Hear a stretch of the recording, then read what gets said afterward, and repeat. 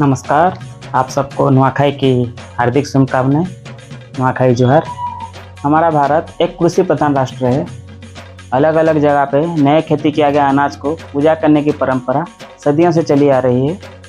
कुछ जगह पर मकर संक्रांति, विजयदशमी और दीपावली को बहुत ही धूमधाम से मनाया जाता है, पर हमारे पश्चिम उड़ीसा के नुआखाई की बात ही कुछ अलग है, क्योंकि गांव से लेकर शहर तक, बच्चे से लेकर बूढ़े तक जात पात मतभेद को साइड में रखते हुए ये त्यौहार को बड़े ही धूमधाम से मनाया जाता है।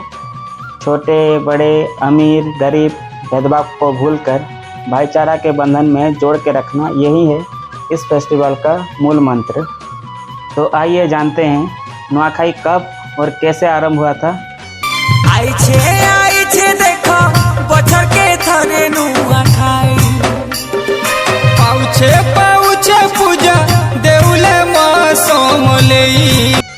इससे पहले कि मैं आपको नुआखाई के बारे में बताऊं, अगर आप मेरे चैनल पे नए आए हैं तो सब्सक्राइब कर दीजिए और साथ में बेल आइकन को प्रेस कर दीजिए, ताकि मेरे हर एक न्यू वीडियो के नोटिफिकेशन आप तक सबसे पहले पहुंचे।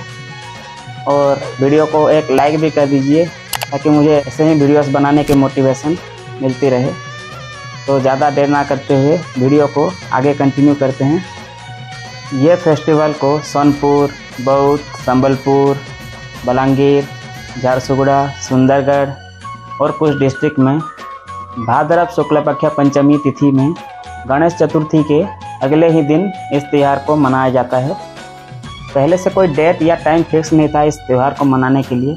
लोग अपने मर्जी से ही इस त्यौहार को मनाते थे, लेकिन धीरे धीरे समय के बदलाव पर लोग एकजुट होकर मनाने लगे और इसके लिए एक निर्धारित समय और तारीख को तय करने का फैसला लिया गया। और ये शुभ उत्सव के तारीख और समय को तय किया जाता है उड़ीसा के 5th लार्जेस्ट सिटी, जो कि भारत के विशाल नदी महानदी के तट पर जो ब्रह्मपुरा मंदिर है, वहाँ पे नुआखाई के डेट और टाइम को जन्माष्टमी के रात में निकाला जाता है। अगर हम पौराणिक कथा पे विश्वास करें तो इसका जिक्र श्री चंडी पुराण ग्रंथ में किया गया है। चंडी पुराण के अनुसार शकंबरी हैं सब किसानों के इष्ट देवी।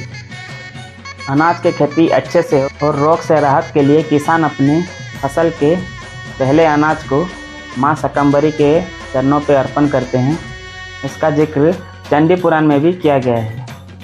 अगर हम हिस्ट्री बुक्स को पलटते हैं तो हमें पता चलेगा कि ये त्यौहार बहुत ही सदियों से पुराना है।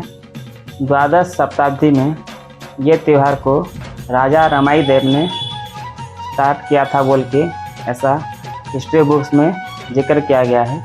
किसानों और खेती को प्रोत्साहन करने के लिए इस त्यौहार को मना रहे थे राजा रमाई देव। ऋग्वेद में नुआखाई का जिक्र बड़े ही विस्तार से लिखा गया है। नुआखाई के दिन पहले किसान पूजा करते हैं धरती माता के, और उसके बाद गौ माता के, और उसके बाद नए अनाज के नए दाने को अपने इष्ट देवी के चरणों पर अर्पण किया जाता है। अनेक प्रकार के पीठा खीर नुआखाई के दिन बनाया जाता है देवी के पास। ये अर्पण करके फिर पूजा खत्म होने के बाद इन सब चीज़ों को प्रसाद के रूप में सब में बांट दिया जाता है। नया फसल सोनपुर में सुरेश्वरी, संबलपुर में समलेश्वरी और बलांगीर में पाटनेश्वरी और अन्य जगह पे कुसंघाई, माहेश्वरी, सुहरेन, लुहरेन, ये सब देवी देवता के सामने नए अनाज की पूजा किया जाता है। नुआ खाने के बाद शुभारंभ हो जाता है भेंट घाट कार्यक्रम। उसके बाद भिन्न भिन्न प्रकार के खेल कूद को भी किया जाता है, जैसे कि कबड्डी, म्यूजिक चेयर, फुटबॉल, पूची और भी बहुत खेल। और शाम को आरंभ हो जाता है सांस्कृतिक कार्यक्रम। जीवन में हिंसा, अहंकार, गुस्सा, दुश्मनी सब छोड़कर जीवन को सरल और सुशील करने का त्यौहार है नुआखाई। इसीलिए हमारे नुआखाई की संस्कृति और परंपरा देश विदेश में चर्चित है।